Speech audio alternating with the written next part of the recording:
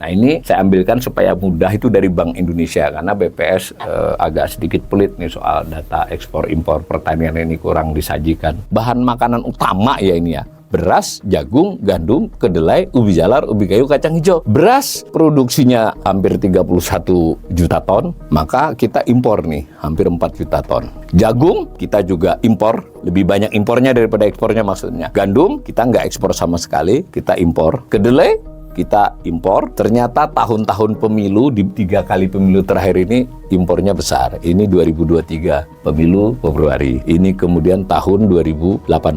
Apakah ada kaitan antara impor beras dengan pemilu? Misal, ini produksinya stuck bertahun-tahun selama era Pak Jokowi ini. Sementara tonase impornya meningkat. Ini juga bisa dianalisis seperti beras tadi ya. Di tahun-tahun pemilu itu cenderung impornya meningkat agak pesat dibandingkan tahun biasanya. Bahkan saya ingin mengatakan sebagian cukup besar yang dijual di pasar atau di toko buah adalah impor. Di sinilah ironinya ya. Tadi di depan kita sudah bicara negara agraris ya. Negara dengan lahan yang masih luas, petani yang begitu banyak, kita buah impor. Dari impor buah-buahan itu yang meningkat pesat adalah yang dari Cina. Jadi dahulu kalau kita membayangkan impor-impor buahan sebelum era Jokowi itu ya ada apel Amerika, ada apel Australia, ada pir Australia, Amerika, Selandia Baru. Sekarang dominasi oleh Cina. 63%. Ini menurut saya lebih ironi lagi dari buah ya, sayur loh. Tapi sekarang ini kita net importir loh ya sayur-sayuran. Sementara impor meningkat dengan pesat. Jadi nilai impor sayur-sayuran meningkat. Nah beritanya sama dengan buah-buahan tadi. Sebagian besar impor kita itu berasal dari Cina. Bahkan lebih spektakuler ya. 74% impor sayuran itu berasal dari Cina.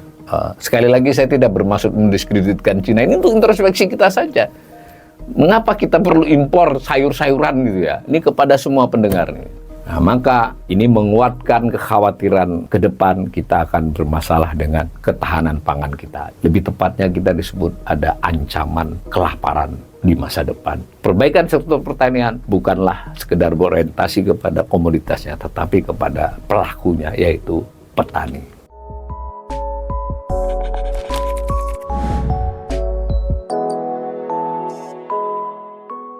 Negara Indonesia hingga saat ini masih dianggap sebagai negara agraris dalam perbincangan banyak orang. Bahkan di sekolah itu anak-anak SD, SMP mungkin masih sering diberi narasi bahwa kita adalah negara agraris. Perbincangan itu juga masih cukup alasan ya, karena kalau kita misalnya bepergian ke berbagai daerah di seluruh Indonesia, kita masih melihat bentangan sawah yang cukup luas secara kasat mata ya, perkebunan, kemudian orang peternak, beberapa pelabuhan kita juga melihat para nelayan yang banyak. Kesan bahwa negara kita adalah negara agraris, negara pertanian, dalam hal ini termasuk perikanan, ya, itu masih cukup melekat di benak banyak orang. Itu juga didukung oleh data statistik yang bersifat makro ya, data statistik yang resmi. Misal dari Badan Pusat Statistik tentang jumlah petani atau mereka yang bekerja di sektor pertanian itu masih sangat banyak. Nah, jadi selain tadi kita bisa melihat berjalan-jalan melihat bentangan sawah, kebun, peternakan, kemudian di beberapa pelabuhan ikan. Dan sebenarnya kalau kita melihat secara kasat mata artinya tidak melalui survei ya atau sensus, kita juga tahu ya bahwa sebagian besar orang pagi-pagi itu bukan pergi ke kantor, sebagian besar orang itu adalah pergi ke sawah sebenarnya.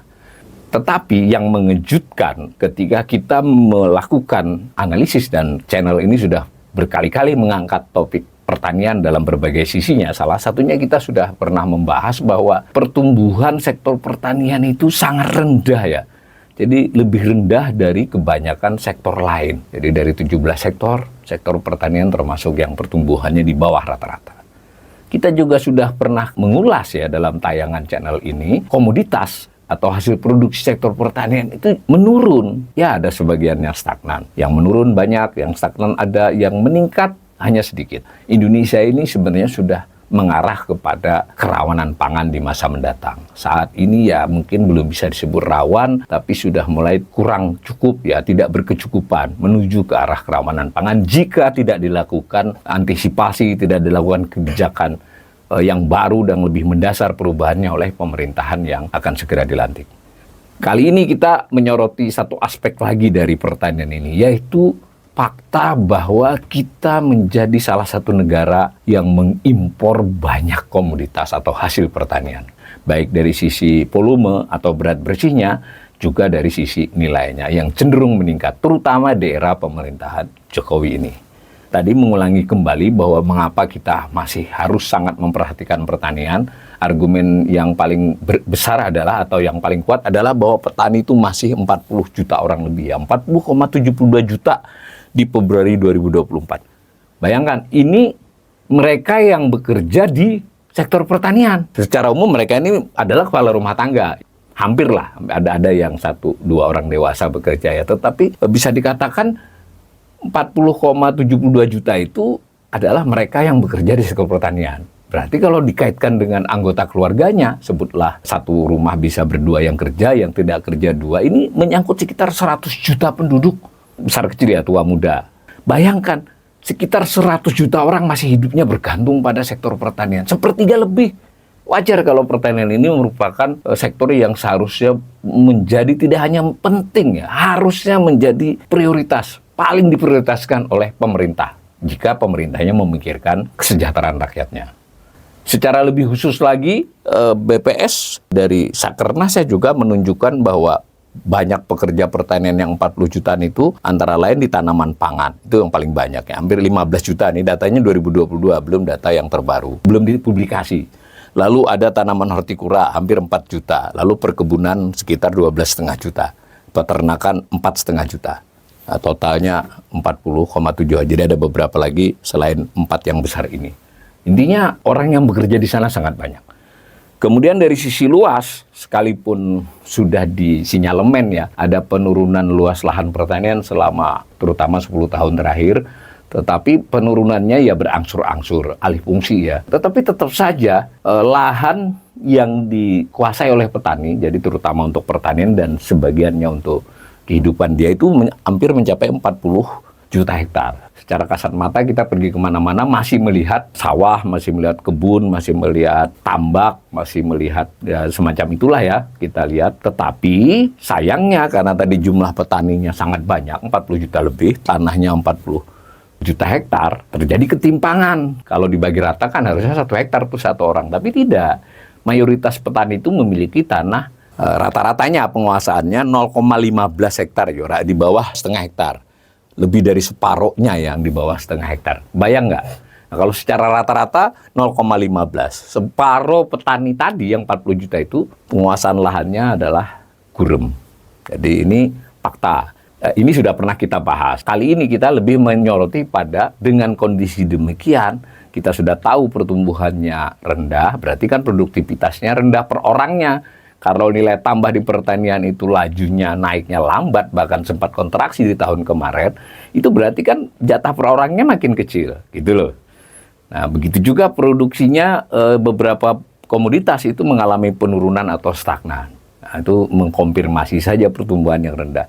Dilihat dari sudut lain, ternyata ini berkaitan atau berdampak pada soal ekspor impor hasil pertanian. Masuk akal ya, karena penduduk kita bertambah dari tahun ke tahun, kebutuhan konsumsinya bertambah, sementara produksinya relatif, secara keseluruhan relatif stagnan atau hanya meningkat sedikit, bahkan ada yang turun, maka kita mengalami kekurangan secara umum ya, itu sehingga kita memiliki impor yang makin tahun makin besar, sementara ekspornya relatif tidak meningkat. Nah, di sini ada data nih dari Bank Indonesia ini, mungkin saya perlu sedikit jelaskan. Beberapa data tentang ekspor impor ini sedikit berbeda-beda karena soal meskipun sama-sama misalnya memakai basis harmonized system HS, itu bersumber dari data bea cukai oleh BPS maupun oleh Bank Indonesia diolah, itu kadang ada sedikit perbedaan perhitungan, tapi nggak jauh kalau sama-sama memakai HS 2 digit misalnya. Yang penting kita konsisten mau pakai data mana yang tersedia. Nah, BPS kah, Bank Indonesia kah, atau mengolah sendiri jika kita mampu, tapi harus konsisten ya. Nah, ini saya ambilkan supaya mudah itu dari Bank Indonesia, karena BPS agak sedikit pelit nih soal data ekspor impor pertanian ini, kurang disajikan secara user friendly lah. Ini saya ambilkan dari Bank Indonesia, dan Bank Indonesia pun saat ini juga mulai mengubah kembali, tapi ini yang sebelum perubahan terakhir, karena datanya dari 2010 ada. Nah, kita lihat sederhana banget nih. Yang biru menunjukkan nilai impor hasil pertanian. Ini tidak menunjukkan volume loh ya. Bisa saja volumenya sedikit menurun, tapi karena harganya meningkat. Nah, tetapi secara nilai total dari tahun ke tahun, ya sekarang di tahun 2023 tadi 6,5 miliar dolar ya. Kemungkinan di 2024 nggak jauh dari sini, melihat selama 4 tahun terakhir ya kisarannya 6,5. Sedikit sekali lah peningkatannya. 2014 sudah hampir 6 miliar, menjadi 6,5. 10 tahun. Sementara impor itu kelihatan kan yang merah, meskipun fluktuasi tidak selalu diakibatkan oleh volume atau kuantitas ya, tetapi kadang oleh harga komoditas pertanian yang diimpor itu. Tapi secara nilai terjadi fluktuasi dengan kecenderungan meningkat. Nah, tahun 2023 memang sedikit lebih rendah dari 2022, tetapi kan trennya menaik. Jadi kalau kita bandingkan di 2014 dengan 2023 ini tampak terjadi peningkatan. Jadi kalau di tren lain ini kita buat dari software ya, jadi saya cuma ngeklik aja di PPT itu, kita terlihat bahwa tren naiknya impor itu lebih tinggi dibandingkan tren yang ekspor yang lebih landai. Ini fakta pertama. Nah, lalu BPS atas dasar sumber Badan Pangan Nasional, jadi dua lah, Badan Pangan dan BPS, tapi ini saya screenshot dari publikasi BPS ya, statistik pertanian terkini, yang datanya baru sampai 2023, itu beberapa bahan makanan utama ya ini ya. Beras, jagung, gandum, kedelai, ubi jalar, ubi kayu, kacang hijau. Beras produksinya hampir 31 juta ton, kemudian ini 33 juta ton, maka kita impor nih hampir 4 juta ton. Jagung kita juga impor, lebih banyak impornya daripada ekspornya maksudnya. Gandum kita nggak ekspor sama sekali, kita impor.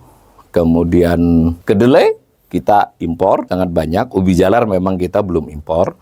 Nah, ini menarik ya, ubi kayu meskipun kita ngekspor, kita juga ada mengimpor. Mungkin ini dari sisi pilihan kualitas. Kacang hijau kita memang tidak tercatat mengimpor karena kebutuhannya masih terpenuhi.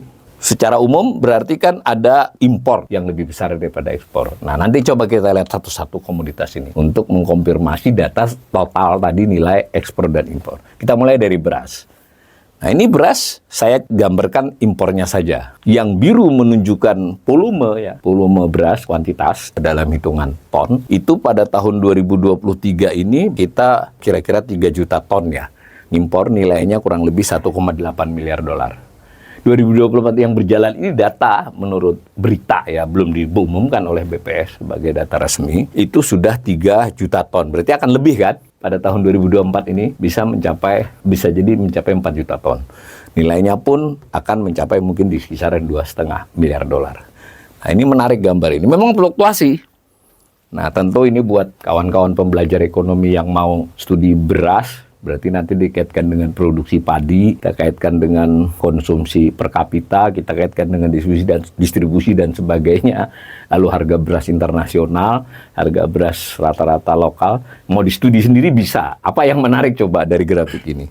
Ternyata tahun-tahun pemilu, di 3 kali pemilu terakhir ini impornya besar. Ini 2023, pemilu Februari. Ini kemudian tahun 2018. Lalu yang ini ini memang sedikit naiknya 2014, tapi ini 1, 2, jadi ini pun naik daripada sebelumnya. Apakah ada kaitan antara impor beras dengan pemilu? Misal, tapi kajian kita ini hanya ingin menunjukkan bahwa kita impor beras ini cukup besar ya. Lalu gandum karena kita memang cenderung impor, yang biru ini adalah kuantitasnya, fluktuasi sebenarnya. Jadi impor gandum kita tidak menanjak juga secara kuantitas, secara volume ya. Relatif stabil di kisaran itu 110.586 ton. Tetapi dari sisi nilai itu cenderung meningkat. Karena memang harga gandum berarti naik. Penjelasan saya ini harus masuk ke dalam rangka analisis kita bahwa ke depan beras, gandum nih dua nih ya mungkin hanya baru memberi soal 3 miliar, 1 miliar. Berarti kan sudah ada berapa miliar tuh, 5-6 miliar ya kebutuhan devisa untuk impor beras dan gandum. Baru 2 komoditas. Nah, bagaimana dengan yang lain? Kedelai, yang tadi sesuai dengan tabel yang disodorkan oleh BPS dan Badan Pangan Nasional. Kedelai dari sisi produksi ini biru, ya 2023 ini juga masih angka perakiraan ya, saya tidak yakin bisa mencapai 350.000 ton, 349.000 ton. Bisa saja ini nanti lebih landai. Bagaimanapun ini lebih rendah dari ketika Jokowi memulai 954.000 ton. Jadi sepertiganya saja. Trennya juga turun. Nah, sementara impornya sekalipun dalam 2-3 tahun ini turun, 2 tahun ini ya, tetapi sempat meningkat dan tetap saja lebih tinggi daripada waktu 2014. Jadi kedelai ke depan pun ini berpotensi untuk makin banyak impornya karena tren produksi turun dan kita tidak melihat kebijakan-kebijakan pemerintah yang dalam konteks meningkatkan produksi kedelai. Tidak bisa sepenuhnya berkaitan dengan menyalahkan siapapun. Ya kalau menyalahkan ya harus pemerintah ya, kebijakannya apa. Kalau petani mereka tidak menanam kedelai ya tentu ada pertimbangan-pertimbangan harga, pertimbangan bibit, pertimbangan kesulitan memasarkan dan seterusnya. Sehingga produknya cenderung turun. Ini sebenarnya bisa ditambahi dengan data luas lahan tanaman kedelai memang merosot. Berarti kita bisa nambahkan lagi nih bahwa impor kedelai ini menyumbang cukup besar ya dari sisi tonasenya maupun dari sisi nilai. Sayang di sini saya tidak tampilkan nilai ini ya. Ini juga sudah menyangkut sekitar 1 miliar dolar. Nah lalu garam, kalau garam ini memang sudah sejak dulu kita impor, terutama garam industri ya, bukan garam rumah tangga. Secara kuantitas memang beberapa tahun terakhir ini hanya sedikit meningkat atau stagnan, tapi secara nilai dia juga meningkat pesat. Ya memang belum mencapai miliaran dolar, tapi ini kan beban juga bagi neraca perdagangan kita. Yang penting terbayang nggak kita negara dengan luas lautan, pantai yang sedemikian rupa, tentu garam tidak hanya di pantai ya, terus kalau garam industri ada juga yang sifatnya tidak lautan. Tapi bagaimanapun secara kasat mata kita pengimpor garam ya, kedelai kita impor, beras kita impor, kalau gandum masih masuk akal lah ya, kita belum bertradisi menanam gandum meskipun sudah ada. Garam kita impor. Di luar soal tanaman, pangan yang utama, salah satu pangan utama adalah daging. Jadi impor daging sejenis lembu ini, lembu dan kawan-kawannya lah ya, kerbau, apa, pokoknya lembu lah. Secara tonase dia meningkat, secara nilai juga meningkat. Jadi ini impor daging, ini hanya informasi tonasenya ya. Jadi kita produksinya relatif stagnan, ini produksi atas ini. Kita pernah kajian, produksi ini lebih rendah dari tahun-tahun yang lampau ya. Dalam tahun-tahun terakhir relatif stag di 520.000 ton, ya 525.000 ton. Dari sisi impor, ini terjadi peningkatan. Sebenarnya kenapa peningkatannya meskipun ini mulai menanjak banyak ya, kalau tidak terlalu besar banget, salah satu sebabnya sebetulnya konsumsi daging sapi kita itu juga kemajuannya tidak besar. Tidak termasuk negara dengan konsumsi per kapita daging yang besar di luar daging ayam ya. Jadi ini kan berkait-berkait. Jadi bisa saja kita tafsirkan bahwa tidak hanya soal pola konsumsi, karena harga daging kan lumayan kan. Nah, untungnya ada daging ayam, dan mudah-mudahan hanya daging ayam ya. Kalau nanti merembet-rembet daging binatang-binatang yang lain kan kasihan kita negara ini kalau nggak cukup. Yang jelas kita impor daging sapi ini akan makin menekan di masa mendatang karena produksi tidak cukup meningkat. Lalu gula. Ini perkebunan ya. Jadi gula ini saya gambarkan, ini produksinya stuck bertahun-tahun selama era Pak Jokowi ini. Sementara tonase impornya meningkat, kemudian nilainya juga meningkat. Ini juga bisa dianalisis seperti beras tadi ya, di tahun-tahun pemilu, terutama 2-3 kali pemilu terakhir, itu cenderung impornya meningkat agak pesat dibandingkan tahun biasanya. Nanti di tahun berikutnya turun, karena barang sudah kebanyakan. Di tahun 2019 misalnya, 18 ya, maaf 18 yang meningkatnya, ini 17-18 ini juga. Ini nanti 2024 kemungkinan masih turun, karena ada stok dari 2022-2023, terutama 2023. Nah, tapi apapun, secara umum terjadi peningkatan impor gula secara berat bersih maupun secara nilai, sementara produksinya mengalami stagnasi bahkan sedikit menurun di 2 tahun terakhir. Itu contoh-contoh ya. Kalau mau kita nganalisis pakai data Bank Indonesia, sebenarnya nanti ada data yang lebih spesifik ya, ini namanya HS ya, HS yang relatif 2 digit. Kalau lebih spesifik, misalnya buah-buahan, buah apa gitu. Kalau ini kan masih buah-buahan, sayuran. Ini saya screenshot saja dari sebuah tabel. Itu ada hasil pertanian tadi yang atas, ekspornya. Ini A, hasil impornya yang tadi grafiknya kita sajikan di atas. Nah rinciannya itu ada biji coklat. Jadi dibuat sama antara ekspor dan impor, sehingga kita bisa menyatukannya ekspor dan impor untuk masing-masing item itu, untuk kelompok hasil pertanian itu. Ada biji coklat, ada udang, ada biji kopi, ada ikan dan lain-lain, ada rempah-rempah, teh, kemudian bahan nabati, lalu buah-buahan, tembakau, sayur-sayuran, dan seterusnya. Yang agak banyak adalah hasil pertanian lainnya yang tidak termasuk kelompok di atasnya. Jadi makin spesifik nanti yang hasil pertanian lainnya ini dipisah lagi. Misal ada hasil tanaman semusim misalnya, itu nanti ada pecahan dari ini. Tetapi ini pun sudah cukup untuk kita menangkap sinyal apa yang terjadi pada ekspor impor hasil pertanian kita. Berapa itu 12 atau 13 kelompok itu ya beritanya nyaris buruk semua. Pengecualiannya hanya pada udang dan ikan ya, yang masih kita ekspornya lebih tinggi dari impornya. Tetapi nanti ada berita buruknya juga itu. Kita satu-satu dulu kita lihat. Buah-buahan ekspor biru terlihat selama era Pak Jokowi sempat naik di 2015, setelah itu ya stuck, naik lagi 2021, turun lagi. Sekarang di 2023 lebih rendah daripada tahun 2014. Sementara impor buah-buahan ini nilai ya, bukan tonasenya. Nah, ini sudah mencapai 1,4 miliar dolar. Waktu memulai masih 781 juta dolar impor buah-buahan. Jadi kita buah-buahan itu lebih banyak impor daripada ekspor. Jadi mungkin yang seumuran saya atau itu masih dengan lagu-lagu lama itu ya, pergi ke pasar minggu, ada buah pepaya, mangga, kita kan dari desa ke kota menurut lagu itu, ada jenis lagu gitu. Sekarang kalau kita pergi ke pasar manapun, sebagian yang dijual di pasar itu, bahkan saya ingin mengatakan sebagian cukup besar yang dijual di pasar atau di toko buah adalah impor. Kalau kita mau menengok saudara, kawan, kolega kita ke rumah sakit, kadang kita beli yang paketan dibungkus ya, silakan perhatikan. Ada 2, ada 3 macam, ada 4 macam buah yang di dalam bungkusan itu, kemungkinan besar semuanya impor. Kalau tidak, sebagian besarnya impor. Mau itu apel, mau itu jeruk, mau itu pir. Sebenarnya kalau kita mau lebih nasionalis ya sudahlah, beli pisang lokal, beli jeruk lokal, ya mau dikemas sendiri atau bagaimana. Tetapi faktanya kan konsumsi kita juga cenderungnya mengambil yang itu. Nah mungkin juga nggak bisa disalahkan juga konsumen. 50.000, 100.000 kan sudah dapat paketnya itu. Jadi disinilah ironinya ya, bahwa faktanya kita buah-buahan impor. Tadi di depan kita sudah bicara negara agraris ya, negara dengan lahan yang masih luas, meskipun rata-rata perpetaniannya kecil. Petani yang begitu banyak, kita buah impor. Ini sedikit berbeda data totalnya, tetapi berdekatan, masih pakai data Bank Indonesia. Dari impor buah-buahan itu, yang meningkat pesat adalah yang dari Cina.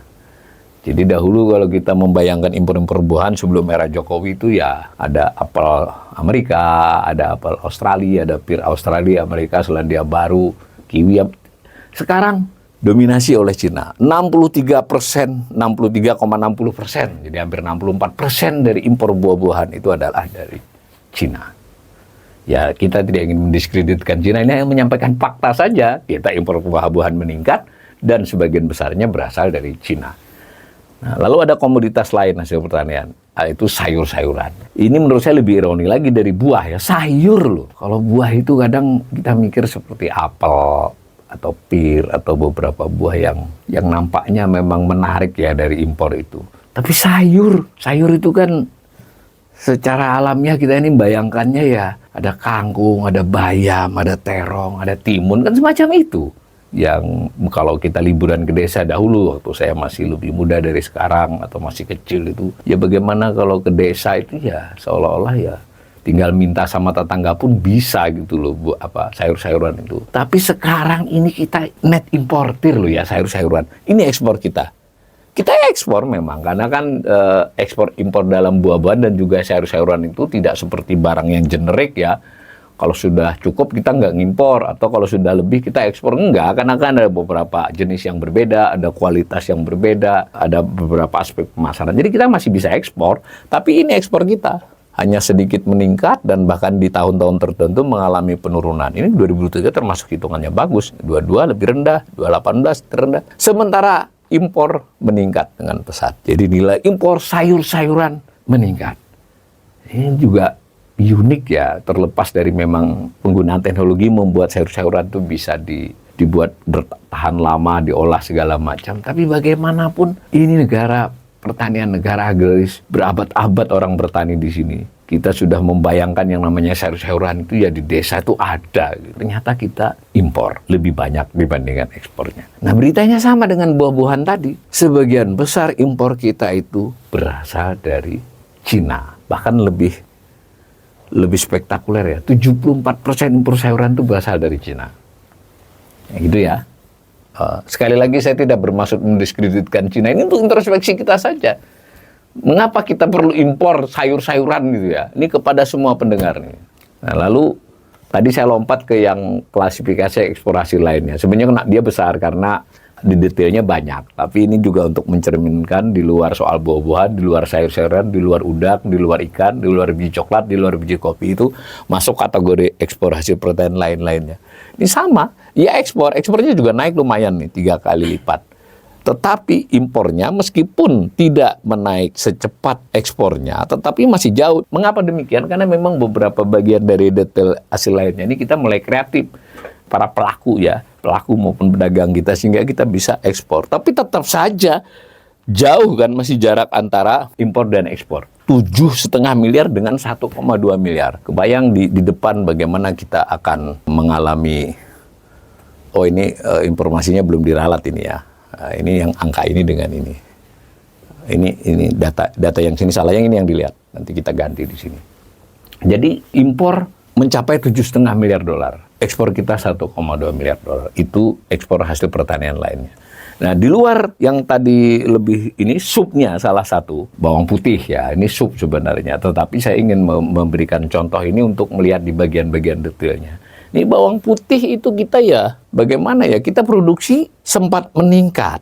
Kemudian sekarang merosot kembali ya. Nah ini sama, ini petani itu menanam bawang kan dia banyak pertimbangan kan. Pertimbangan harga, pertimbangan bibit, pertimbangan. Ya kan dia bisa punya pilihan. Artinya petani di beberapa tahun terakhir tidak menanam bawang putih dan tidak menghasilkan bawang putih. Sehingga impor bawang putih kembali meningkat secara tonase maupun secara nilai. Sudah 661 juta itu ya. Ya masih belum sampai 1 miliar dolar. Tinggal dijumlahkan saja semua tadi pertanian tadi. Udang ini berita yang sebenarnya saya ingin menyampaikannya secara positif ya, bahwa kita ini net eksportir udang. Kita impor sedikit, ada udang yang impor, banyak ekspor masih. Tapi berita buruknya ada. Di era Pak Jokowi ini ekspor udang turun drastis. Itu ya. Apakah ke depan kita akan mampu membangkitkan kembali ekspor udang? Lihat ini gambar birunya. Kita pada waktu Presiden Jokowi memulai 1,78 miliar dolar ya. Sekarang hanya 1,2 miliar dolar ekspor udang kita. Impor kita relatif stagnan, tidak besar. Itu udang. Bagaimana dengan ikan dan lain-lain ini, maksudnya terkait ikan ya, bukan lain-lain yang macam-macam. Ikan dan sejenisnya gitu, atau yang tergolong ikan. Ini memang berita yang baik, mungkin bisa dikatakan hanya ini nih. Jadi ekspor ikan dan lain-lain terkait ikan itu cenderung meningkat selama era Jokowi. Jadi tidak semuanya jelek ya. Tapi kalau secara keseluruhan tadi kita boleh menyimpulkan dong. Kita ulangi dari depan ya, sektor pertanian ini masih menjadi tumpuan hidup sebagian besar rakyat. Jumlah petaninya lebih dari 40 juta orang. Jika termasuk anggota keluarganya berarti sekitar 100 juta orang. Artinya sepertiga lebih dari penduduk Indonesia masih hidupnya bertumpu pada sektor pertanian. Nah sayangnya indikator terkait sektor pertanian ini tidak menggembirakan. Pertumbuhan sektor pertanian sangat rendah. Produksi beberapa komoditasnya menurun, sebagiannya stagnan dan hanya sedikit yang meningkat. Kemudian berita buruk lainnya, lahan yang dikuasai oleh petani sebagian besar makin menyempit secara per rumah tangga petani. Mereka gurem di bawah 0,5 hektar. Lebih dari separuh yang di bawah 0,5 hektar. Bahkan secara rata-rata yang di bawah 0,5 hektar itu hanya 0,15 hektar. Bisa dibayangin ya, 150 meter persegi untuk pertanian. Nah, kemudian kita dari kajian hari ini juga memperoleh informasi dari Bank Indonesia, sebenarnya juga BPS yang bersumber pada Bea Cukai, bahwa ekspor hasil pertanian kita umumnya, tadi saya tidak menyajikan data terlalu detail, nanti di lain kali, secara volume kebanyakan ekspor hasil pertanian ini mengalami stagnasi. Dalam hal nilai ada beberapa yang meningkat, sehingga secara umum terjadi sedikit peningkatan. Sementara itu impornya secara tonase cenderung meningkat pesat dan juga secara nilai. Nah, maka ini menguatkan kekhawatiran channel ini bahwa ke depan kita akan bermasalah dengan ketahanan pangan kita. Jadi sekarang ini ketahanan pangan kita sebagaimana kajian kita terdahulu ditopang antara lain oleh impor. Selama kita masih punya duit lah, gampangnya kan begitu kan? Ya mungkin masih bisa pemecahan impor itu. Tapi bayangkan sumber kita memperoleh duit dalam hal ini devisa ya, itu juga mulai kesulitan. Kita dapat duit dari mana gitu. Ekspor kita dalam berbagai hal meskipun meningkat, ya diimbangi dengan impor yang meningkat sedikit lah, tipis lah surplus ekspor kita. Kalau ditambah dengan jasa, kita defisit. Namanya transaksi berjalan. Jadi transaksi berjalan itu adalah neraca perdagangan barang dan jasa. Kita defisit. Defisit artinya duitnya lebih banyak keluar. Nah berarti kan ke depan untuk pertanian ini kan, untuk pangan kita ini kan duitnya bisa masalah. Loh, tapi cadangan devisa kita masih banyak sampai 149 miliar dolar. Nanti dulu, duit yang banyak itu antara lain dapat dari utang luar negeri, baik itu oleh pemerintah maupun oleh swasta. Atau pihak luar negeri yang investasi ke Indonesia. Investasi kalau dia mau melakukan investasi dalam bentuk sektor real, dia buat pabrik kah, dia eksplorasi eksploitasi tambang, dia mungkin membuat perkebunan sawit, dia membuat pabrik, dia buat perusahaan di sini. Ya masih plus minus lah ya, artinya kita memperoleh banyak. Tapi sebagian besar duit itu sifatnya adalah parkir. Parkir di surat berharga negara, parkir di lembaga keuangan. Namanya investasi portofolio. Nilainya nggak tanggung-tanggung ya. Nilainya itu mencapai 290 miliar dolar. Duit asing yang ada di sini yang berupa, biasanya sebutannya hot money. Dan hot money yang lain selain surat berharga portofolio adalah investasi lainnya di sektor keuangan. Tadi berarti total 450 miliar. Cadangan devisa kita 150. Nah, kalau sewaktu-waktu ada goncangan, nggak usah pergi semua duit ini. Kalau yang pabrik kan nggak gampang dipindah.